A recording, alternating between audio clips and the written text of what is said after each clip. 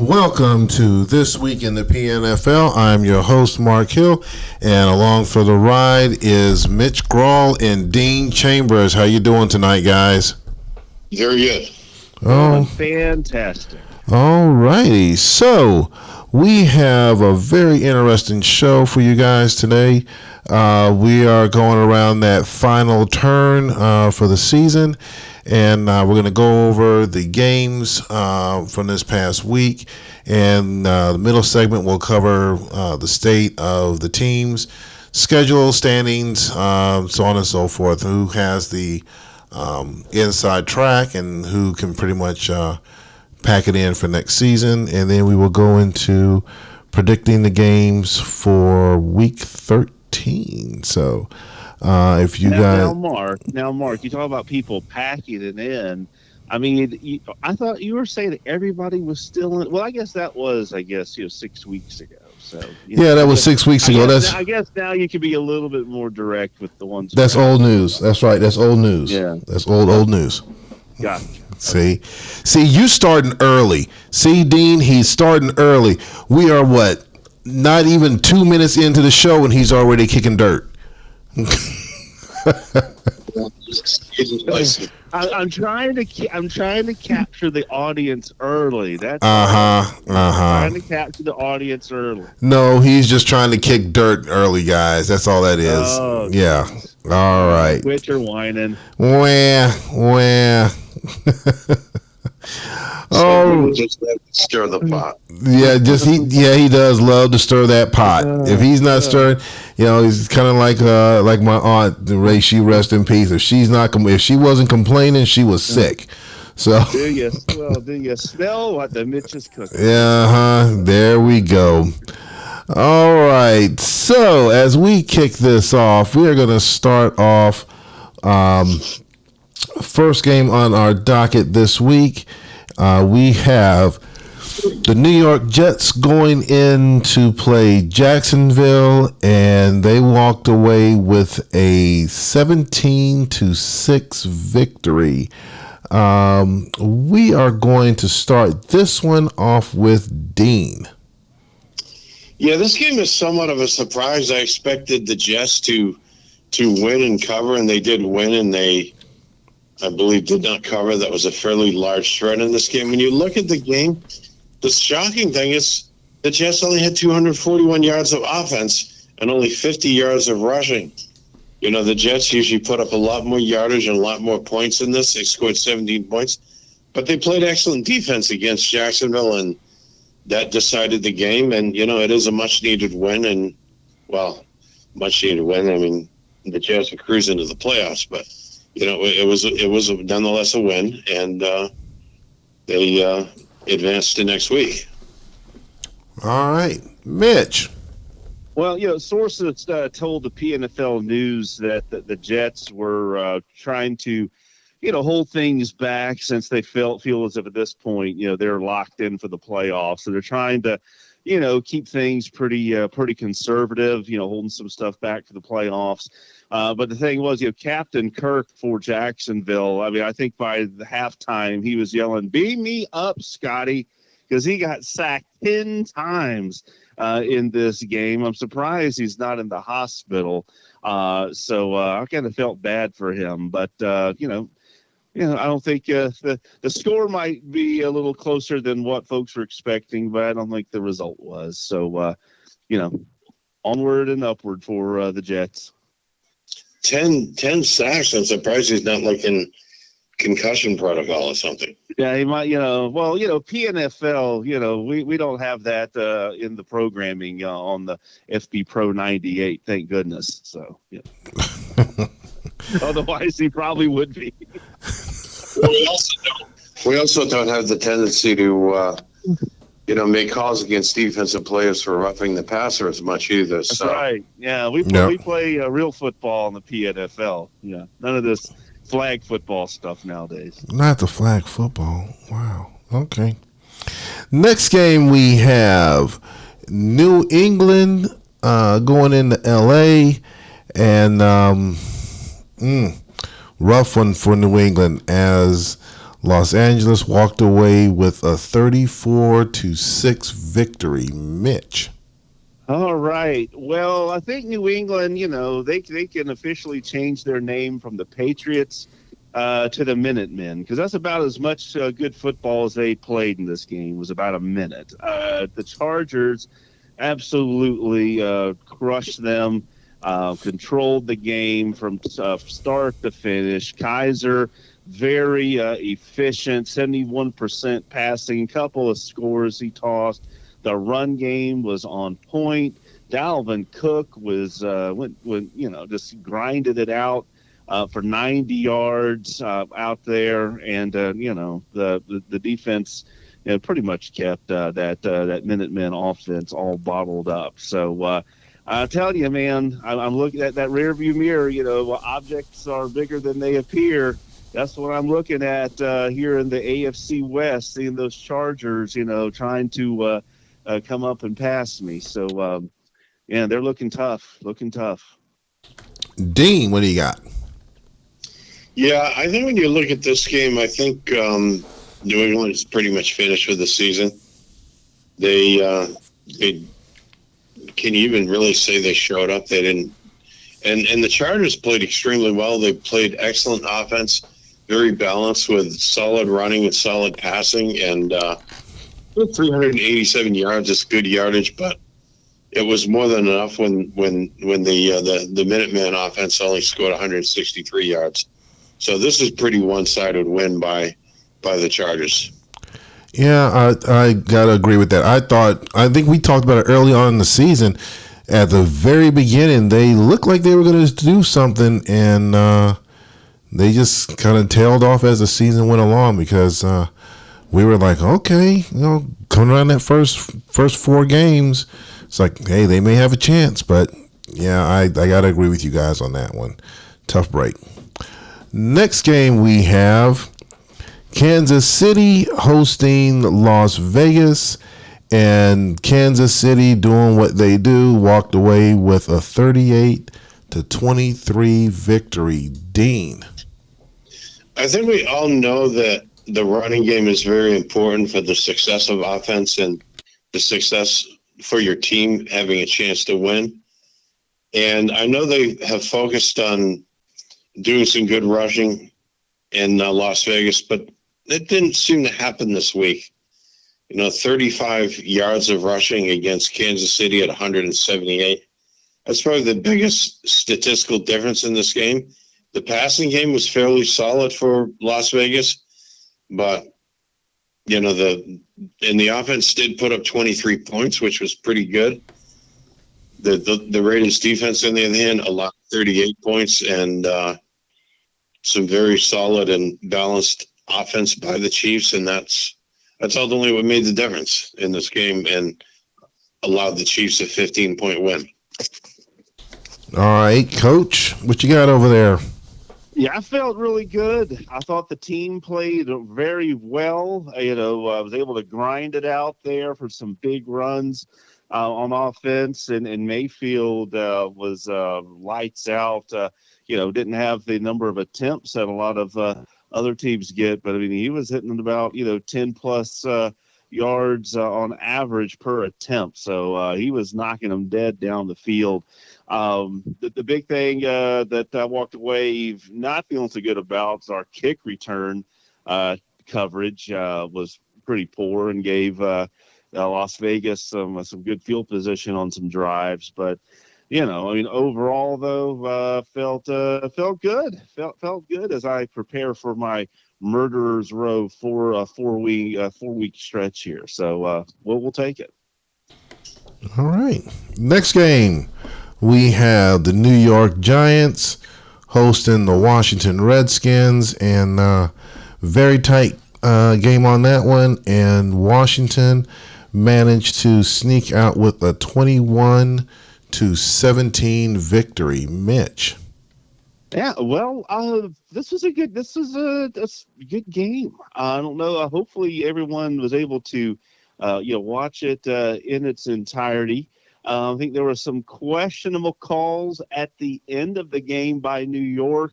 maybe punting the ball away when they were only down a score late. Probably should have maybe gone for it there late to keep drives going, but um, you know, tough struggle. The run game, for New York was solid, as a whole, but I think when it comes down to it, I think there was some special teams plays and, like I said, some interesting strategy at the end that ended up, I think, giving Washington that victory.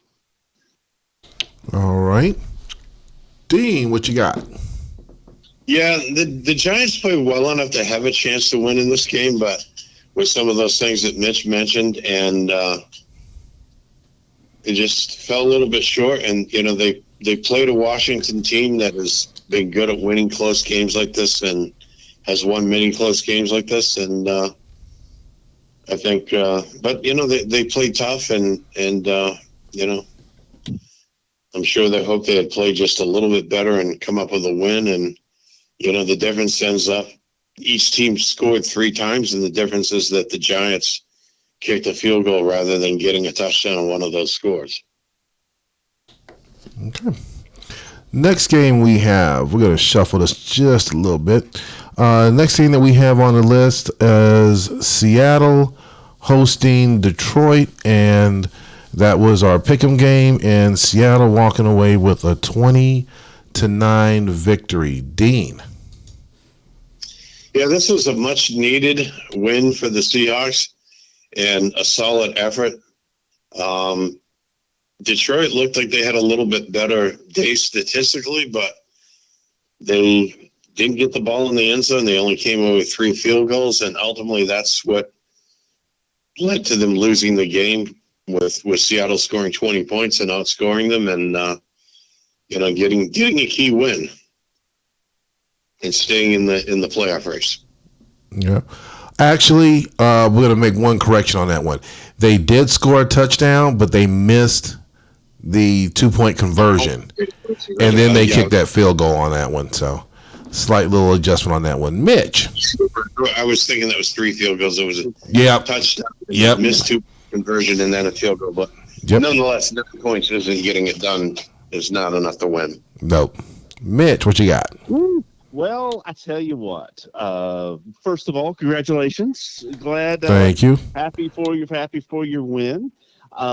Secondly, that was ugly. But hey, it doesn't matter as long as you get the W. And I will say that Zach Wilson has been playing a little bit better here in the second half of the season for you. Granted, it wasn't lights out here in this game, but he did make some big plays for you to win this. But yeah, this was it was a win. So let's just take it and move on. I agree. Take it and keep it moving. So, and Seattle fans are glad that you didn't draft Justin Fields instead. Yes, definitely. Or pick him up later on. Yes, I agree. Next game we have San Francisco hosting Atlanta, and San Francisco walked away with a 27-11 victory. Mitch. Well, San Francisco looked good. Nice, balanced on offense. Just ran the ball all over the Atlanta defense there for over 200 yards. Burrow was super efficient and hit some big plays, 75-yard connection for a score, and defense just completely shut down the Atlanta offense there. So I'm not sure what's happening with the Atlanta offense this year. It's been very inconsistent, I guess is the way to put it. But I don't know, San Francisco, if they play like this this week, Seattle, you're going to have a tough time. But, we'll see. Yes, indeed. Dean, what happened this week? Are you asking what happened with the Atlanta offense? Are you saying that even is such a thing this season? I don't know. I mean, it's kind of like Bigfoot. I keep hearing about it, but I haven't really seen it yet. Do we need to Yeah, set? Do we need to start putting? Wait a minute. Do we need to put posters on the poles out there and start putting the offense on milk cartons looking for them? Yeah, I think so. I think maybe we need to put the quarterbacks or offensive line on milk cartons. I it's don't really, know. we might find some. Yeah.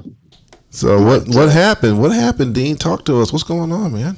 I think we're probably going to have to hold open tryouts and get some, get some walk-ons. I know it's not college, but get some walk-ons. Yeah. Well, Glad- maybe you'll get that guy that like the Eagles got back in the '70s. Whatever that guy's name was. They made the movie about him. So maybe you can find some of those guys. Or maybe you go find a Mr. Irrelevant. Hey, Yeah. that'll work for you. Yeah, there's probably some former college quarterback who's like, driving an 18-wheeler right now who might come and say, "Hey, I can play the position and give it a Yeah. try." You I need can- Falco. You need Falco. There you go. There you go. That was a good movie. That was a good movie. Yeah. The Replacements. Yes. Yeah. I think DiNucci might be Falco. I think that's who this is. I think DiNucci's Falco. Yeah. Shane Falco. Shane Falco. I think for this game, the best thing you can say is, like the former Tampa Bay coach said, and if I remember right, he said something like, "We didn't block very well this week, and we made up for it by not tackling very well either." Yeah. Rough one. Rough one. All right. Moving on. We have New Orleans hosting Chicago, and I don't know. Did the offense show up? Did the defense show up? I don't know where the issue was on this one, but we're gonna try to dig into this a little bit as Chicago walked out with a 45-10 win. Dean. Yeah, this is kind of like part two of the story that we just covered. I think the Saints coach would probably say that his team didn't block very well, and they made up for it by not tackling very well. And Chicago was dominant, over 500 yards of offense, 173 yards of rushing, and a solid performance, I believe. Sam Darnold was the player of the game. I think he was the player of the week as well.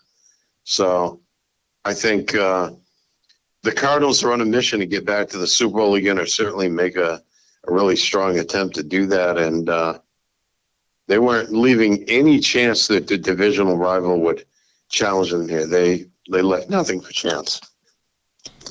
I agree. Mitch.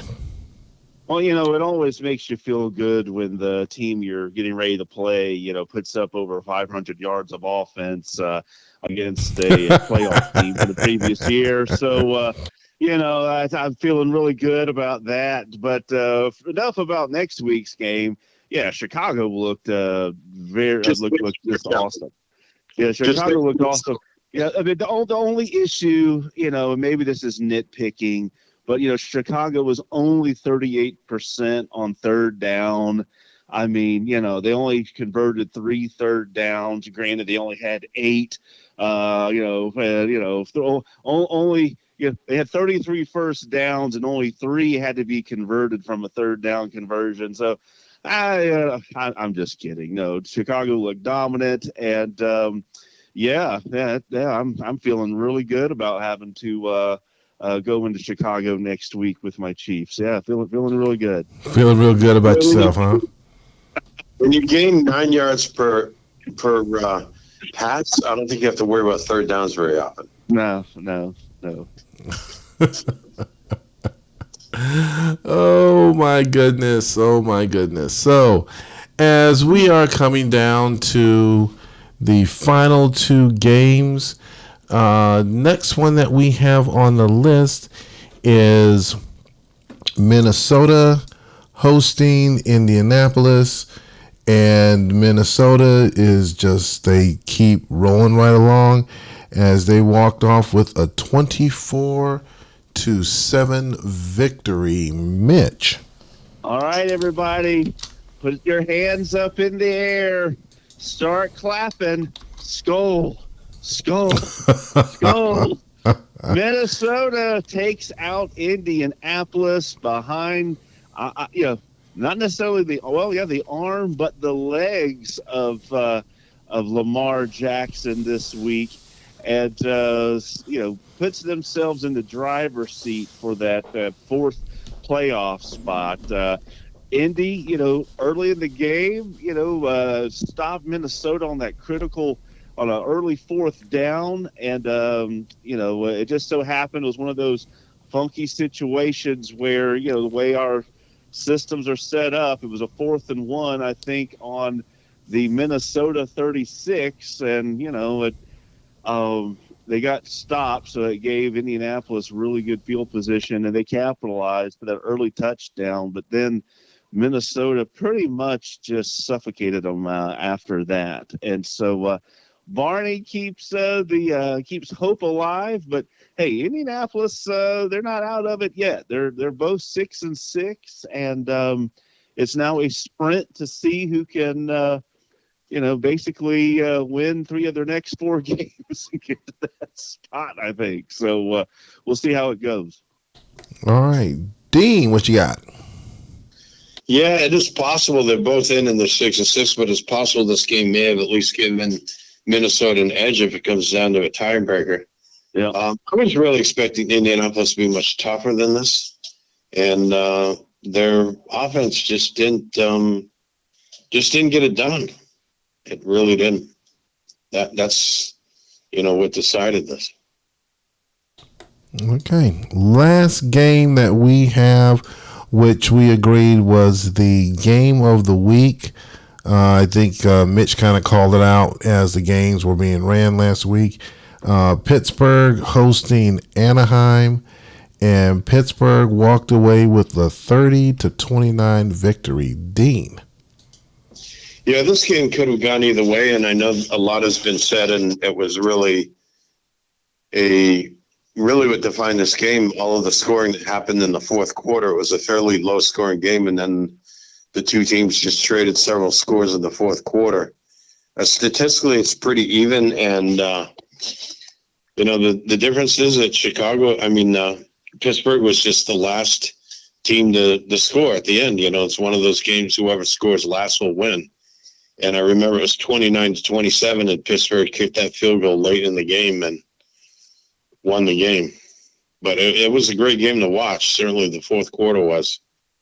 And it keeps Pittsburgh alive in the playoff race. They're still mathematically in. They still have a shot. They're probably going to have to win the last 4 games to get in, though. Mitch. Yeah, this one here, I know, people are like, come on, guys. I mean, when the week started, we all said, hey, the best game on the schedule is Anaheim-Pittsburgh, for crying out loud. So I don't think, I guess maybe we're the only ones surprised by how entertaining this game was. But all joking aside, no, this was a fun game. Now early on, I was starting to count the grass blades out there because it was kind of ugly early on in this game. But that fourth quarter was pretty nuts. And when you think about this game here, a 30-29 game between these two teams. What's really funny is these are the two lowest scoring teams in the league, and they have a 30-29 shootout. So, who'd have thought it, but fun game. Had some big turnovers, some big special teams plays. I did find it interesting, though, some of the strategy Anaheim had with their 2-point conversions. They were going for 2. I think every time they scored, even when they had tied the game at 27, late in the game they went for 2, even though it would not have made any more difference than just going for 1. And if they'd have been stopped on that 2-point conversion, they'd have left the game tied 27-27. Which, I guess in the day it didn't matter because Pittsburgh was able to make some big plays and get in field goal position. But, hats off to Pittsburgh, man. Old Donovan's finding a way to win some of these nutty games. So good for him. If they missed that conversion and then Pittsburgh did kick the field goal, it would have gone into overtime. So it did make it. It could have made a difference. Yeah, yeah. All right. So, as we finish up our rundown of the week 12 games, we're going to pivot over into the second segment as we are rounding that final corner. Right now, over in the AFC side, your division leaders are the Jets and the Chiefs. You have Indy that's holding a wild card spot currently, and LA is running a wild or holding the other wild card spot. Over in the NFC side, you have Washington and Chicago holding division leads respectively, and you have the Giants and San Francisco holding on to the wild card spot. So that's where it stands today.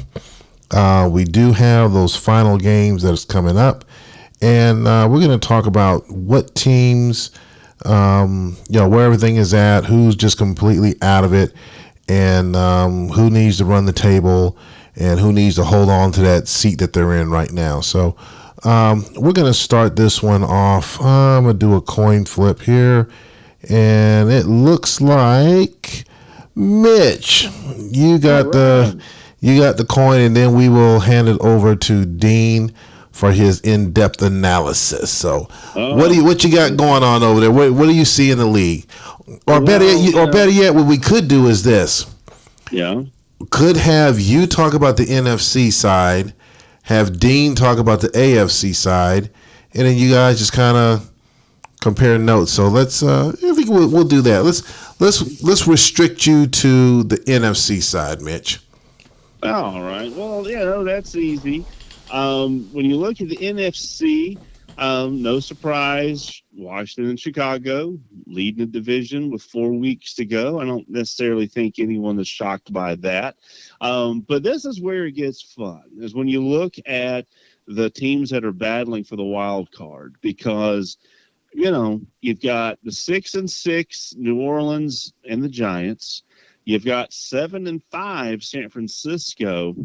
But the team that folks might not necessarily be looking at right now, who has a legitimate shot based on the schedule to run the table and get back into this thing legitimately, is Seattle. Now, I say that knowing that people, I'm going to give everybody a second to stop laughing. All right, I'm going to give everybody a second. All right, I'll hold on. Okay, Really? Time to stop laughing. That's what we're doing here now. But I'm being very serious here, because Seattle, they have to play San Francisco this week, and then they play. I think they play Pittsburgh. They play some other teams that I believe have losing records, or maybe 500 records. So again, I'm not saying it's going to be easy for Seattle, and I'm not going to even predict that they're going to run the table. I'm just saying there is a possibility for them to run the table. But it all starts this upcoming week against San Francisco, because San Francisco is definitely in the driver's seat for the third seed for the NFC, based on the fact that they're 7-5. And if they do win against Seattle this week, I feel that's pretty much going to lock that up, and then it would come down to New Orleans in New York, the Giants, who gets that fourth seed. So I really don't know what to expect out of New Orleans right now. They seem to be on a little bit of a downswing, even though I still have belief in Coach Perez and what he's doing there with that team. They seem to be on a little bit of a swing here, so I'm not sure if they've got the juice to make a big push in these last 4 games. And then the Giants, they have a rivalry game against Atlanta this week, so I'm sure they'll be pumped up for that. But they've got some tough games coming up. So I think the NFC is going to be fun. What's really cool about the NFC, to me, is you look at a team like Detroit, right? 4-8 out there, but only a -5 point differential. So that's for a team that's 4 games under 500, that's really not too bad. Heck, there's teams that are probably or looking at 500 that have even worse point differential than they do. But what's interesting, we think about the last four games of the year, is that those who are playing Detroit, you better think about how you're going to overcome a team that is going to try to just eat up the clock and eat up the ball with first downs. Because Detroit, second in the league in time of possession, they're also second in the league in first downs gained for the year. And so, who's ever playing Detroit, you're going to have to be able to score in with a very low number of plays to finish them off these last four games. So just wanted to put that analysis out there. So, Dean, what do you think about the AFC? Well, I think we can all agree that the Jets, Chiefs, and Chargers are definitely in. So we're really looking at one playoff spot. And when I look at New England, and they're playing the Jets twice, and they're playing Jacksonville and Indianapolis, they could easily go 1-3. They're probably not going to make it. You look at Pittsburgh, I think they're a pretty good team and they're improving, but their schedule includes Indianapolis and Seattle, two games that they may not win. And, Pittsburgh is kind of in that position where they probably have to go 4-0 the last 4 weeks to get in. That's probably not going to happen. So really it comes down to Indianapolis and Minnesota, and it's you could say an edge goes to Minnesota with having the tiebreaker, having won that game, but Minnesota plays Las Vegas twice, Jacksonville, and Anaheim. You could say they're going to go 4-0, but I would say they're probably likely to lose one of those games. Indianapolis plays Pittsburgh and Seattle. It's possible they could lose one of those games. So it comes down to those two, but I would say it's more likely Minnesota gets the last playoff spot than Indianapolis, and the difference might be the tiebreaker. Or Minnesota might lead by one game, but that would still say that game between the two of them decided it. And you look at the 4-8 teams that are not mathematically eliminated. I mean, I think we probably could both agree that Jacksonville and Anaheim are both out of this mathematically. But you look at the 4-8 teams, and there's three of them. We'll start with Las Vegas. They could go 2-2, or they could go 0-4. I mean, even if they went 4-0, which is unlikely, they're probably still not going to make it. You look at Atlanta and Detroit, they're not likely to go 4-0. As a matter of fact, Detroit plays a pretty tough schedule. They're playing Washington, Chicago, Pittsburgh, and Anaheim. They could easily only win one of those 4 games. So the 4-8 teams are probably, even if they're not mathematically eliminated, they're pretty much out of it. And what I would say about the NFC otherwise is San Francisco is 7-5 and they lead, but they play a tough schedule, and I wouldn't be surprised to see if they lose all 4 games to finish the season 7-9 and be out of it. That's very possible. The Saints really need to win 3 or 4 of those games to be in it, and I don't see them doing anything better than 2-2. So I think the odds are that the Giants and the Seahawks are the 2 wildcard teams in the NFC. All right, so Mitch, which was going to be the second part I was going to go off of, as Dean talked about the AFC side and then went back to his division. Have you take a look at your AFC side? So what do you see from your AFC picture? Well, what I see is we have a pennant race in the AFC West with the Chiefs and Chargers. Both teams are on nice winning streaks. Chiefs 5 in a row, the Chargers 6 in a row. We play each other twice in the last 4 games of the season, so this is going to be fun for everybody else watching the Chiefs and Chargers beat the crap out of each other here in the last 4 weeks of the season to try to get that home game bye for the wild card game. I agree with Dean. When you look at where the wild card, the fourth spot or second wild card's going to go, to me, it's going to be Minnesota after winning that head-to-head matchup.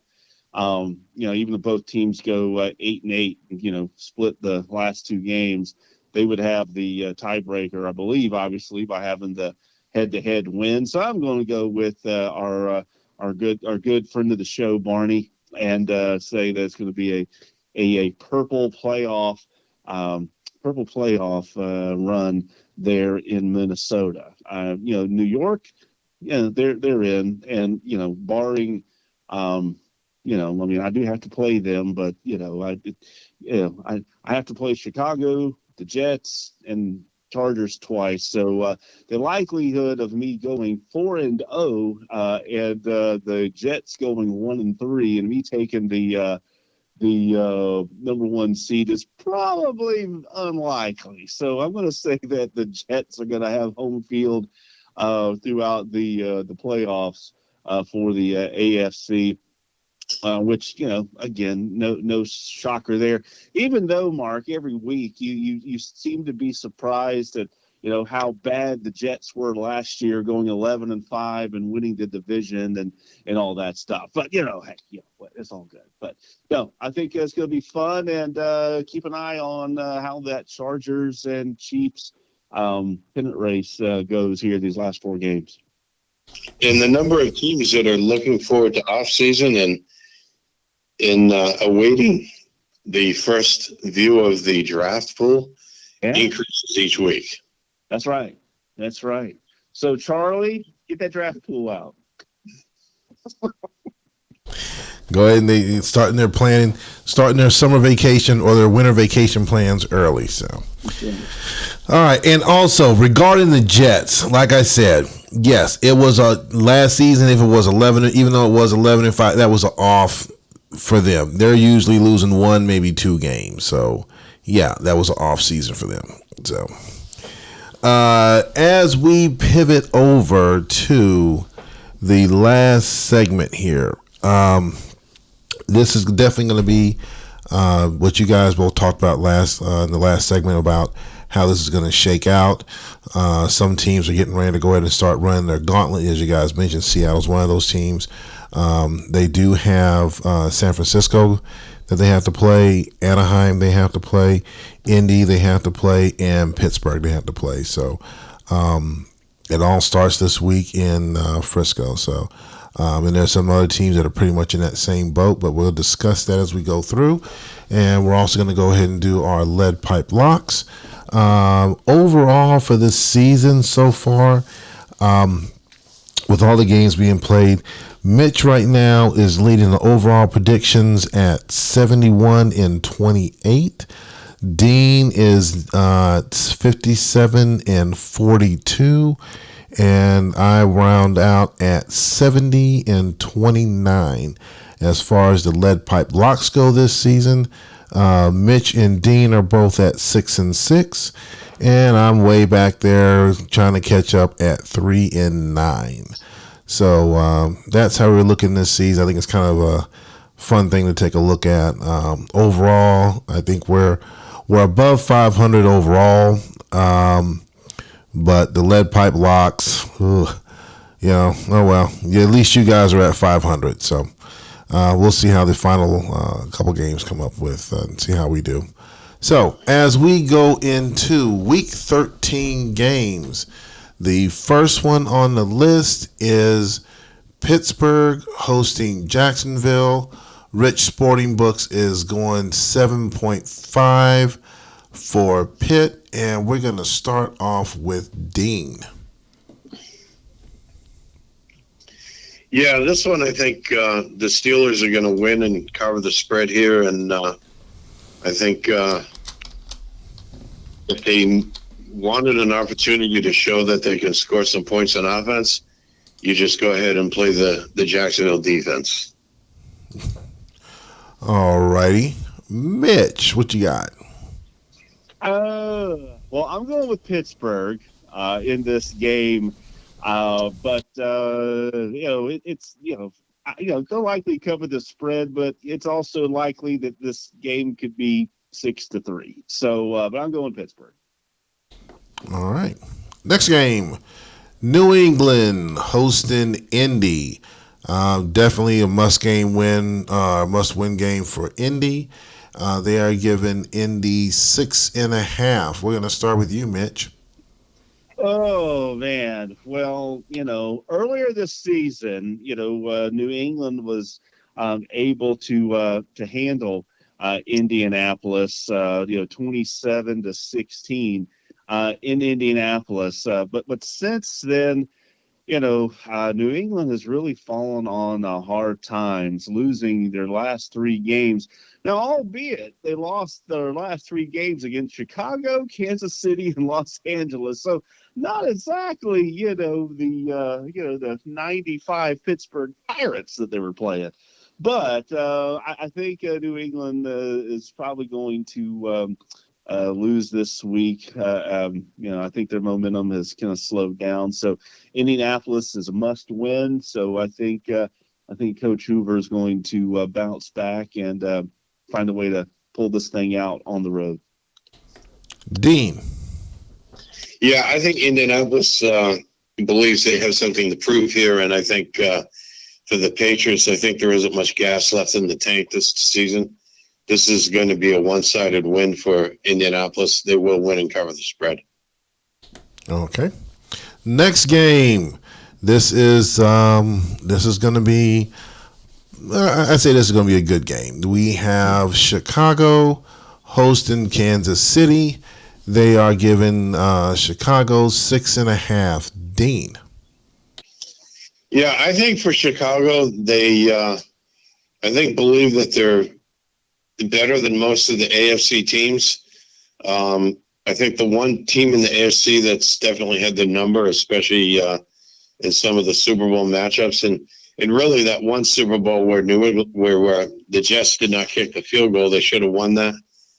So other than that, though, I think the Cardinals are going to dominate this game and play extremely well, and they're going to more than cover the spread. I wouldn't be surprised if the margin is double that spread. And yes, put your money on this one. Lead pipe lock. Cardinals are going to win and cover the spread here. Ooh, okay. I did not see that one coming this soon, and maybe my early Alzheimer's is kicking in because I haven't made any picks at all so far, or at least announced it, and neither one of you guys caught that. So to back up, I'm going for Pittsburgh in the first one, Indy in the second one. For this one, we're going to have this one go over to Mitch. So now I'm caught up with everyone. So Dean picked Chicago on this one. What do you got over there, Mitch? All right. Well, I'm looking at this game, right? And Chicago leads the league in rushing, right? They lead the league in rushing yards against. They're second in the league in passing efficiency against. They lead the league in total yards gained. They lead the league in total yards allowed. They lead the league in sacks. I'm looking at this, guys, and I'm really just asking myself, I don't even know why I'm even going to show up for this game. I mean, Chicago leads the league in first downs. They lead the league in first downs allowed. I mean, we lead the league in scoring. I mean, like, goodness gracious, they're second in the league in points allowed. I think, Dean's probably right. I mean, you look at this, I have absolutely no chance of winning this game. If I wasn't the Chiefs coach, I would definitely, be thinking I ain't going to pick the Chiefs. But since I am the Chiefs coach, I'm not going to bet against my guys. But my goodness, I mean,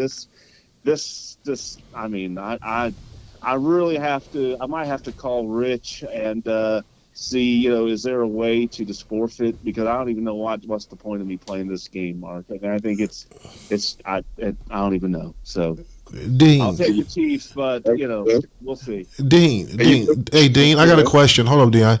Do you hear that warning sign that beep beep beep? That's a BS flood coming in.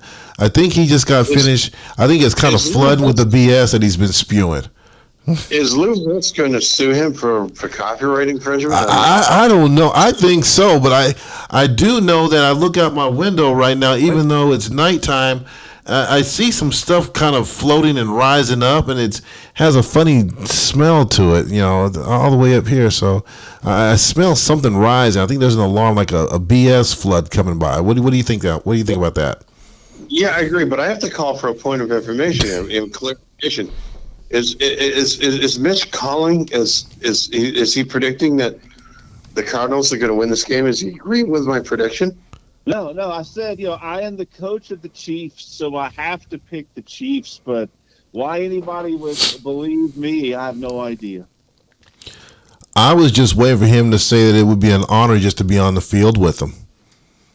That's the only thing he was. I was playing my coach bingo, and that was the last thing I needed for bingo. So at this point, I don't even know if I'm going to take the field against these guys. I mean, it seems like it might be pointless. We'll see. We will see. Oh, it's getting deep. What kind of prediction that is?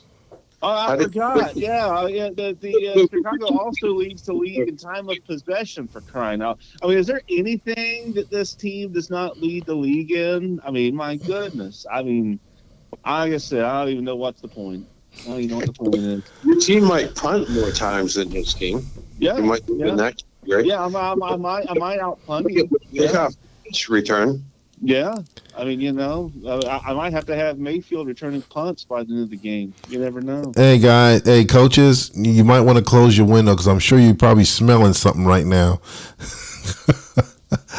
I'm keeping mine simple. It's going to be a good game. I think the spread's a little bit high, but I gotta lean with Dean on this one. I think it's going to be a nail biter, but I think Chicago's going to take this one. So, very tight game. Not that I really want to go for them, but it's going to be a close game. I think it's going to be by 3 points or less. So, next game we have the New York Jets hosting LA. They are giving the Jets 9.5. Mitch. I tell you what, this week I'm a big Jets fan. I need someone to cool off those Chargers there as they're in my rear view mirror. This is a rematch of that, obviously the wild card game last year, and I'm sure the Jets are still, remembering what happened there, and are looking to get a little bit of a payback against the Chargers. So, the Chargers will bring it tough, but I'm going to take the Jets in this one. Dean. Yeah, I think the Jets will get their offense together and play balanced, solid offense, unlike what they did last week. And I think they'll win and cover the spread. I mean, the Chargers will play them very tough, but we're just talking about a touchdown and a field goal difference, and I think they'll have him to cover the spread. All right. I'm riding along with you guys. I'm going for the Jets as well. Next game, we have Las Vegas hosting Minnesota. They are giving Minnesota 7.5. Dean. Yeah, I try to not to do it too much because I've been wrong on some of these, but I'm going to predict the upset here. I think the Raiders will get their offense together and pull off an upset here. It'll be close. They might just win it by 1 point. Might be a late field goal that makes the difference, but I think the Raiders will pull off an upset here. Okay, Mitch. Here's what's going to happen in this game, and I'll just break it down to you very easy, very, very easy. Look at the points. Follow the points, right? Minnesota, 4th in the league in points allowed at 193. Las Vegas, 15th in the league in points scored at 214. Vikings need this win. Vikings are going to take it, and you can put the lead pipe on that one, Mark. Okay. Definitely lock that one down. So, I had to agree with everything you said on that one. It would be nice to see that if it was an upset, but looking at the points from what they do on offense and what they do on defense, everything is pointing towards Minnesota. So I'm going to go with Minnesota, and I'm going to do a double lead pipe lock right along with you on this one, Mitch. And I'm telling you guys to lock that one in. Minnesota's going to take this game. That's going to be a double lead pipe curse right there. When the Raiders pull off the upset. I don't think it's going to happen this week. Nope. Nope. Next game, we have Detroit hosting Washington. This is the biggest spread that we have this week. They're giving Washington 13.5. Mitch. Well, like I said, Detroit, they might be 4-8, but they only have a -5 point differential, and they are able to control the ball. The only problem that Detroit has when they control the ball is they don't necessarily score a ton of points. They're middle of the pack in the league. So, they're not awful, but Washington is top 3 in points scored. They play solid defense. I think the scheme that Detroit runs is not a good matchup against Washington. So I'm going to take Washington in this game. All right. Dean. Yeah, if Detroit scores maybe 10 to 10 points in this game and the Redskins will be in the mid to high 20s, that's plausible. I think the Redskins are going to be prepared for this game, have solid offensive game plan and defense, and I think they'll win and cover the spread. The spread looks large, but I think it will be covered. Okay. I'll keep it simple this time. Straightforward, to the point. I say Washington's going to take this one, and I have to concur that I think they will definitely match that spread. Next game we have Atlanta hosting the New York Giants. This is a much tighter game. They are giving 4.5 to the Giants. I'm going to start this one off with you again, Mitch, and then we're going to pivot to the coach. Well, I looked at this is the first of two matchups between the Giants and Atlanta, and on paper, styles of play and whatnot, not that much different. Though I will say the Giants have definitely had more success putting the ball in the end zone this year than Atlanta has. But both teams tend to give up yards and points, so this might be a week that Atlanta, finds their way into the end zone. But I think the Giants, with the fact that they are, they can smell the playoffs just out there in front of them. I think they're going to pull through. I'm going to take the Giants to win this game. All right, Dean, what's your team going to do this week? Well, when I look at that 4.5 spread, are we seeing a lack of respect for the Giants here? I would have thought that the Giants would be favored by 6 or 7 points here. Coach Holtz, part 2. Go ahead. No, I'm not saying that. No. Well, they are 15th in the league in points allowed, and Atlanta is 14th. So maybe it's more folks are expecting Atlanta's offense to find their way to the end zone. I don't know. Well, I think that will be the challenge, and I think this game will be close, and I think the home team will find a way to score at least one more point. Okay. I am looking at I'm calling for the upset on this one. I think Atlanta will pull it together and definitely surprise the Giants on this one. The Giants might be looking ahead to some other games and might let this one slip through their fingers. So I am picking Atlanta on this one. As we come down to the final 2 games, we have a West Coast battle. We have Seattle hosting San Francisco. They are giving San Francisco 8.5. Dean. Yeah, I think in this game the home team is going to prevail here, and I guess that's going by the spread considered an upset. But I think with everything taken into consideration, I think the Seahawks want it more badly and will win this game and stay in the race for the playoffs. It will leave the two teams tied at 7-6, and I don't know which team will have the tiebreaker, but I think Seattle will win this game. It's an upset, but I think it will happen. All right, Mitch. All right. So hang on. All right. Fresh here off the PNFL copier here. My crack staff has provided me some information to help me with this pick. And, as I look at this earlier in the season, San Francisco, let's be honest, San Francisco, had their way with Seattle, winning 31-21 at home in the friendly confines there of 3Com, Candlestick, whatever we call San Francisco Stadium right now. But here's the other thing, too, and I think Dean hit on this. When you look at Seattle this year, of their 5 wins, 4 have come at home.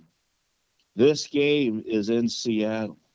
And even though San Francisco has won 2 in a row and pretty much had their way against Atlanta last week, I think that the home crowd, the 12th man, number 12, is going to rise up for Seattle, and Seattle is going to find a way to win this game. I have a feeling it's going to be ugly. And so, it might be one of those games where y'all might have to get some no-dos to watch this game. But I think Seattle is going to find a way to win and keep themselves in this playoff race. So I'm going with Seattle. All right. Well, I'm going to go with the Hawks on this one as well, obviously. So definitely going to be, according to the books, is looking for the upset. That's all I'm going to say about that. I'm not tipping my hand, but I'm going for the Hawks to win. Go Hawks. So as we wrap this up for the last game, we are looking at New Orleans hosting Anaheim. And this is a pretty large spread, but they are giving New Orleans 10.5 over Anaheim. Mitch. Well, New Orleans beat Anaheim by 13 earlier this year, and that was in Anaheim. And that was just, quite frankly, a couple of weeks ago. And so I get this feeling that New Orleans, this might be one of the games that they're able to win, even though, like I said, they seem to be a little bit on a downward trend. I think they still have enough in the tank to get by Anaheim. So I'm going to take New Orleans. Okay. Dean. Yes, as much as I'd like to predict an upset or even that the spread won't be covered and say that Joshua Dobbs will have a good performance here, I just don't see it happening. I think the Saints will have an opportunity here to get their offense and their team going back in the right direction here, and I think they'll actually win and cover the spread in this game. All right. I'm going to roll right along with you guys and go on with New Orleans as well. I think I'm going to take that spread right along with them. So, as we finish up and wrap up this show, we are getting right close to our normal stopping point. I will say that we definitely have some interesting games coming up this week, and I think we'll start to see that that picture start to shape up in another week, and there's going to be some more teams just dropping out of the playoff race. So as we come to wrap this up, we're going to go around the table again for our final words till we end the show, and we will start with you, Dean. Yeah, I think we're at that time of the year where more teams will be falling out of contention and will be starting to prepare their plans for the offseason. All right. Mitch, any final words for you to take us home? Well, I think Dean just sent me a note and said Chicago is already in the red zone. So I got to go ahead and get my defense, my my nickel package out on the field. But it's gonna be a fun week this week. Lots of stuff going. We got Father's Day coming up. I think Sunday. Juneteenth holiday Monday for those who have the opportunity to have extra time off. Enjoy it, and you know what? Get your PPPs in early, and let's get it.